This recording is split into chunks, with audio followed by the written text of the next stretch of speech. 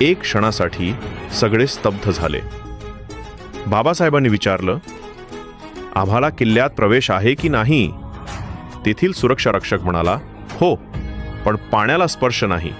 एक शिपाई बरोबर येईल. त्या दिवशी बाबासाहेबांनी एक सत्य अधोरेखित केलं. अस्पृश्यता ही केवळ एका धर्मात मर्यादित नाही. ती एक मानसिकता आहे जी माणुसकीचं अस्तित्वच नाकारते. अस्पृश्यतेचा विचारा धर्म बघत नव्हता, तो फक्त माणुसकी हरवत होता. बाबासाहेबांनी प्रश्न विचारले जे समाजाच्या मूलभूत संकल्पनांवर घाव घालणारे होते.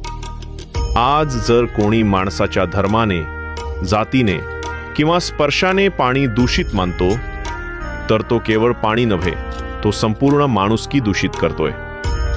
बाबासाहेब म्हणतात, मी माणूस म्हणून जगणार. धर्म, जात, संप्रदाय हे माणुसकीच्या वर